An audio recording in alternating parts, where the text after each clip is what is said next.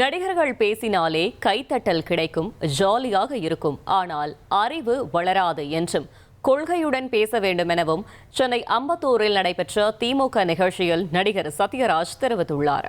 இதுக்கு பேர் தாங்க திமுக மேடை. டயலாக் பேசுறது வேற மேடை. அது மேட்டர் இல்லாதவங்க பேசுவாங்க, அது ஈஸியா கைதட்டல் வாங்கிடலாம். பேசினாங்க பாருங்க தம்பி தமிழன் பிரசன்னா, எவ்வளவு டீட்டெயில், எவ்வளவு புள்ளி விவரம்.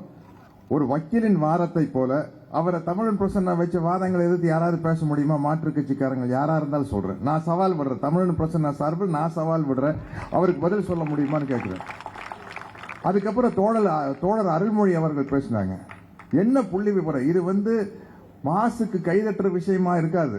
ஆனா அந்த தீவில் நடந்த கொடுமையிலிருந்து ஹிட்லரிசம்னா என்ன, ஸ்டாலினிசம்னா என்னன்னு புட்டு வச்சு விளக்குறாங்க பாருங்களா. அது இந்த மேடையில மட்டும்தான் நடக்கும். கைதட்டுறது எந்த மேடையில வேணாலும் நடக்கும். இப்ப கைதட்டல் வாங்கி காட்டுற பாக்குறீங்களா? என்னம்மா கண்ணு, இது இதெல்லாம் வெட்டி உதாருங்க. இது எல்லா நடிகனுக்கு செய்ய தெரியும். அவங்க ரேஞ்சில் இந்த வெட்டி உதாரம் செய்ய முடியும். ஆனா உண்மையான கொள்கையை பேசுற மேடை இதுதான். அடுத்தது என்னுடைய அன்பு தம்பி, பெருமதிப்புக்குரிய கழக துணை பொதுச் செயலாளர் ஆர் ஆசா அவர்கள் பேச போறாங்க.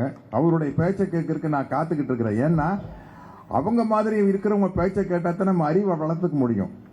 இந்த என்னம்மா கண்ணு உதாரெல்லாம் அறிவு வளராதுங்க, சும்மா ஜாலியா இருக்கும். அது அந்த காலத்துல இருந்து நடந்துட்டு இருக்குது. ஒவ்வொரு நடிகருக்கு ஏதோ ஒன்று பேசினா கைதட்டுவாங்க, அது தனி கதை.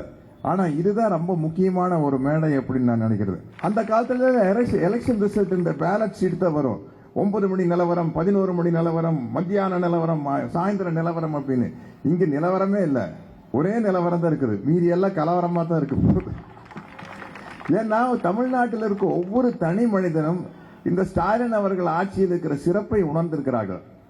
இவங்க சினிமாவை பார்ப்பாங்க, வேடிக்கை பார்ப்பாங்க, சினிமா நடிகரை பார்க்கிற கூட்டம் வரும், கை தட்டுவாங்க, எல்லாம் தட்டுவாங்க.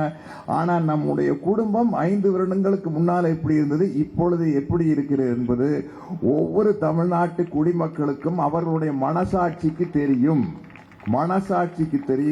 அவர்கள் மனசாட்சிப்படி நடந்தால் நிச்சயமாக உதயசூரியனுக்கு தான் ஓட்டு போடுவார்கள் என்பது என்னுடைய ஆணித்தனமான போட்டிங்கிறது இந்த எலெக்ஷன்ல போட்டி உங்களுக்கு எங்களுக்கும் அதெல்லாம் கிடையாதுங்க.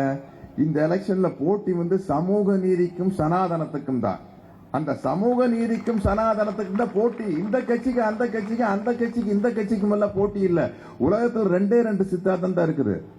அனைவருக்கும் எல்லாம் சமம் அப்படிங்கிற ஒரு சித்தாந்தம் இல்ல, எல்லாமே எனக்கு தாண்டா வேணுங்கிறது ஒரு சித்தாந்தம். எல்லாமே ஒரு குறிப்பிட்ட இடத்திற்கு தான் போய் சேர வேண்டும் என்ற சித்தாந்தம் சனாதனம். குறிப்பிட்ட இடத்திற்கு போய் சேரக்கூடாது, அனைவருக்கும் போய் சேர வேண்டும் என்பதுதான் திராவிட சித்தாந்தம். அதுதான் சமூக நீதி சித்தாந்தம். அப்ப எப்படி பார்த்தாலும் இந்த சமூக நீதி சித்தாந்தம் தான் வெல்லும். என்ன நடந்துட்டு இருக்குன்னா, தமிழ்நாட்டை ஒரு அயோத்தியாக மாற்றுவதற்கான சகுனித்தனம் நடந்து கொண்டிருக்கிறது தான். அதுதான் திருப்பரங்குன்றத்தில் நடக்கும் சகுனித்தனம் என்பது அதுதான். அதுல நம்ம ரொம்ப கேர்ஃபுல்லா இருக்கணும், ரொம்ப ஜாக்கிரதையா இருக்கணும். 1,26,00,000 மனங்களை வென்ற தந்தி டிவி யூடியூப் சேனல். தவிர்க்க முடியாத தம்ப்நெயில்ஸ், கலக்கலான கான்டென்ட்ஸ். நீங்களும் இந்த குடும்பத்தில் இணைய இப்பவே சப்ஸ்கிரைப் பண்ணுங்க. அசுரபலம் கொண்ட எங்கள் டிஜிட்டல் கரங்களில் உங்கள் விளம்பரங்களை சேர்க்க வாட்ஸ்அப் பண்ணுங்க. 8939888838. Email advttv@dttv.in.